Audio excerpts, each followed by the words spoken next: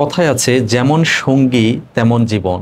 এই যে দেখতে পাচ্ছেন এই গরুর বাচ্চাটি, এটি ঘোড়ার সাথে থাকতে থাকতে ঘোড়ার মতো করে জাম্পিং দেওয়া, ঘোড়ার মতো করে দৌড়ানো, ঘোড়ার মতো করে বসা, খাওয়া, সব কিছু ঘোড়ার যে ধরন, সেই ধরনটিকে সে নিজের মধ্যে লালন করে নিয়েছে, সে নিজের মধ্যে ধারণ করে নিয়েছে।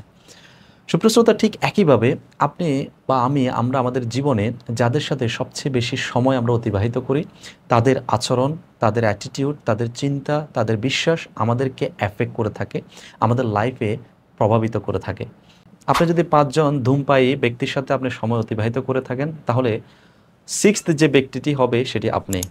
আপনি যদি ৫ জন ডিমোটিভেটেড ব্যক্তির সাথে সময় অতিবাহিত করে থাকেন, তাহলে 6th যে ব্যক্তি ডিমোটিভেটেড হবে সেটি আপনি।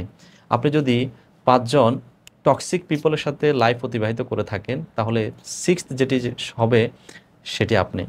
এটি কেন?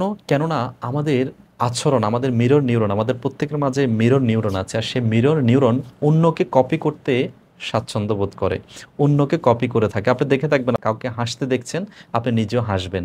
আপনি কাউকে দেখতে পাচ্ছেন ইয়নিং হচ্ছে, হাই দিচ্ছে, আপনিও তাকে দেখে আপনার ইয়নিং হওয়ার সম্ভাবনা আছে।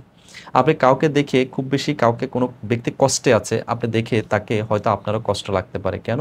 আপনার মিরর নিউরন সেই বিষয়কে অবজার্ভ করে আপনার ভেতর সেই ফিলিংস জাগ্রত করে।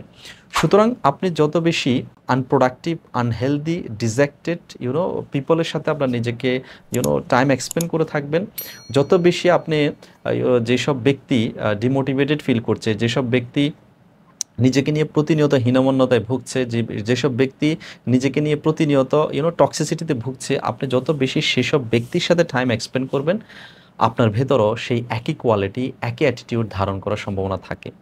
সুতরাং আপনার সুস্থতা, আপনার সুখ, আপনার জীবনে এগিয়ে যাওয়ার ক্ষেত্রে অবশ্যই আপনার যে সার্কেল আছে, সে সার্কেলকে ওয়াইজলি চুজ করুন।